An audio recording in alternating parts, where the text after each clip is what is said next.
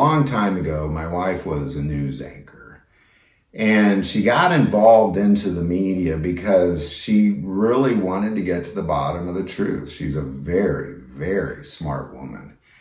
And she wanted to be an investigative reporter. She wanted to get to the truth.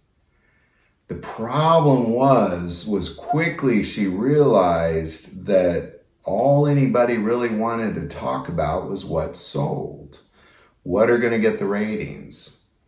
There's two categories of things that got the ratings. And unless it fit into one of these two categories, it probably wasn't going to be talked about.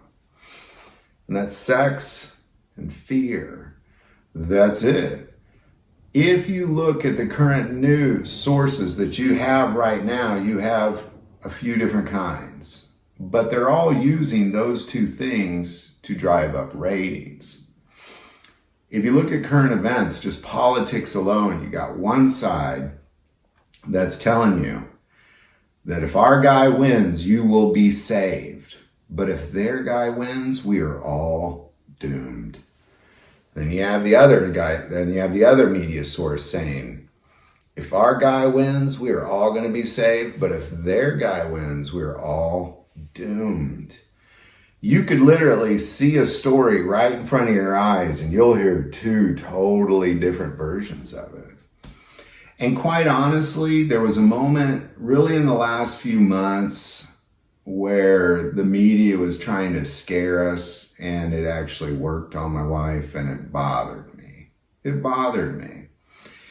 And I always remind her how God's in charge. I mean, I know they're saying these things are going to happen, but this is what's actually going to happen.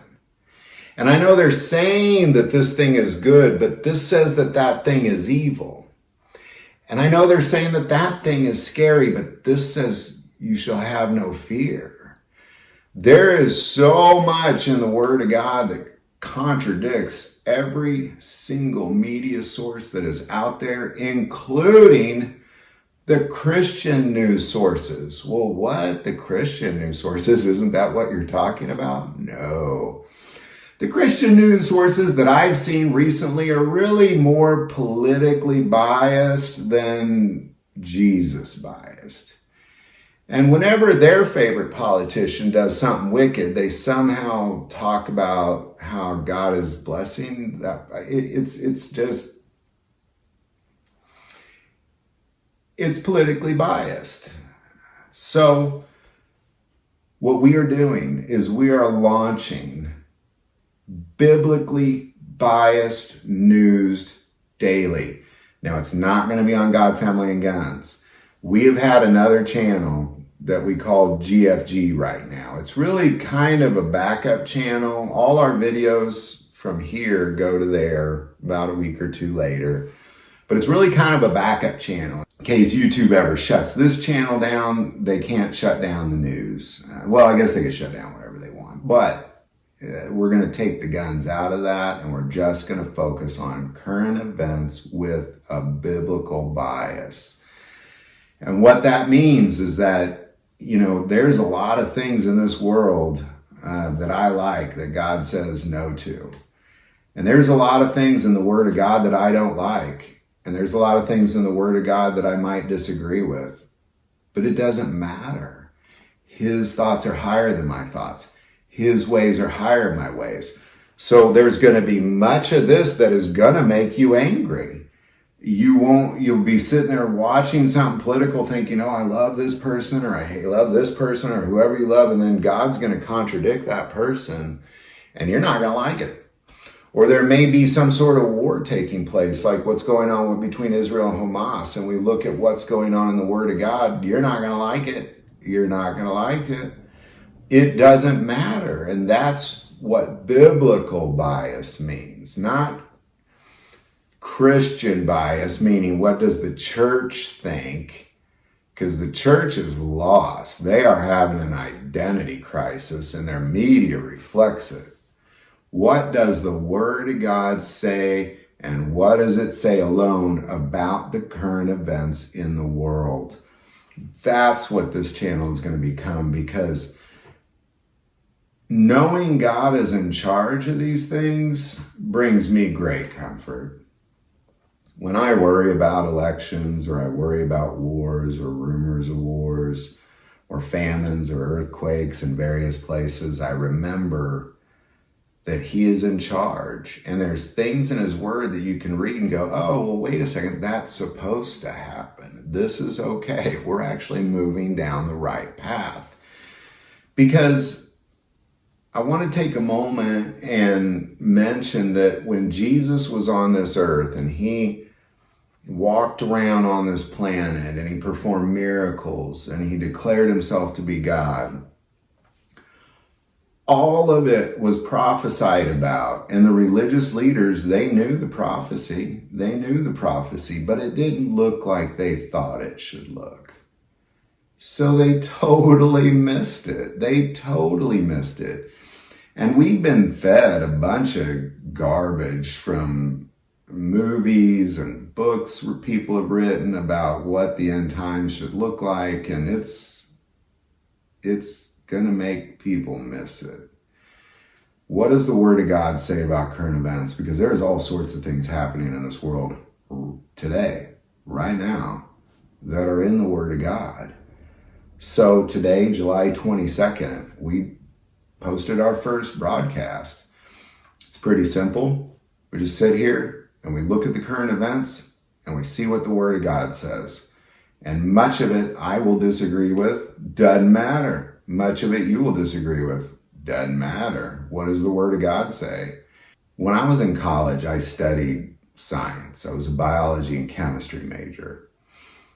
And it was really that understanding of the scientific method that I looked at scientists as a whole as foolish because they actually weren't even following their own methodology.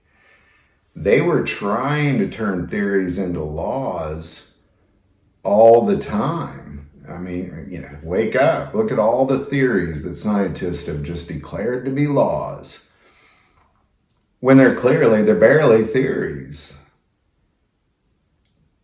It's because they see things with their worldly eyes and they want it to be so. Have you ever debated with a scientist? They get angry, they shake, they're so passionate about it. And therein lies their flaws. The data says what the data says. Maybe you're wrong, maybe you're right, but the data says what the data says. And you can't change the data, and you can't turn theories into laws.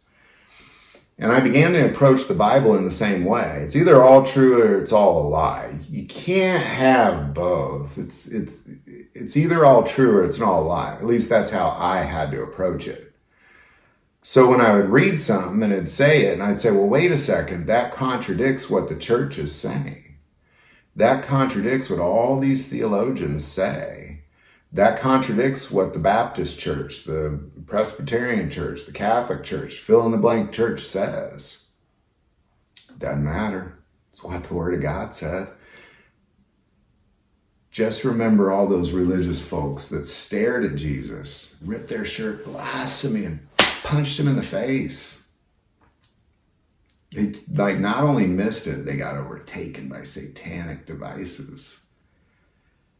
It's important that we put what we think aside. His thoughts are higher than our thoughts. His ways are higher than our ways, period. And it's about time there be a news source that reflects that. And again, in advance, you're going to be offended. There's going to be all sorts of stuff we're going to talk about.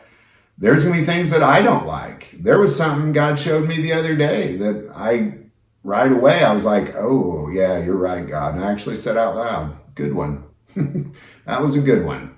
You sure proved me wrong, God. Proverbs 1:7, the fear of the Lord is the beginning of knowledge, but fools despise wisdom and instruction. It is about time that we can look at current events and follow wisdom instruction and stop being fools because our favorite news source told us so. And that's what GFG News is all about. I'm going to put the link below. Definitely subscribe. Currently, there's about 62,000 subscribers. Here on GFG, we got almost 500,000.